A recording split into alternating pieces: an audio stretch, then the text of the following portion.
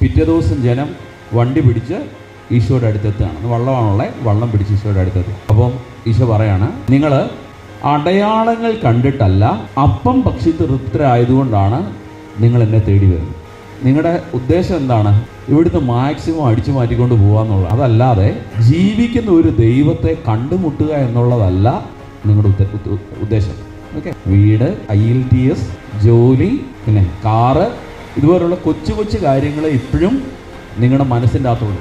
നിത്യജീവനെക്കുറിച്ചൊരു ചിന്ത നിങ്ങൾക്കില്ല. ഇത് പറഞ്ഞിട്ട് ഈശോ അവരെ വഴക്ക് പറയണം. ഇന്ന് എപ്പോഴും നമ്മൾ ഓർക്കേണ്ട കാര്യം ഇതാണ്. കർത്താവ് പറഞ്ഞേക്കുന്നത് എന്താ? ആദ്യം എന്തന്വേഷിക്കണമെന്നാ?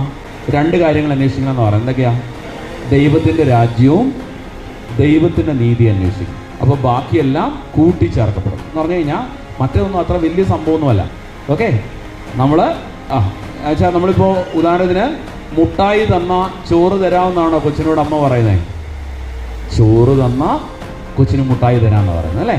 പറഞ്ഞു കഴിഞ്ഞാൽ മുട്ടായി അല്ല അവന് വേണ്ടേ, അവന് വേണ്ടത് ചോറാണ്. ഓക്കെ, അപ്പോൾ അതിൻ്റെ കൂട്ടത്തിൽ ചിലപ്പോൾ നന്നായിട്ട് മിടുക്കനായിട്ട് ചോറൊക്കെ ഉണ്ട് കഴിഞ്ഞാൽ ഞാൻ നിനക്ക് മുട്ടായും കൂടെ തരാമെന്ന് പറയുന്ന പോലെ ഇതുപോലുള്ള കാര്യങ്ങളിലൂടെ നമ്മുടെ ജീവിതത്തിൽ കൂട്ടിച്ചേർക്കും തമ്പുരാൻ.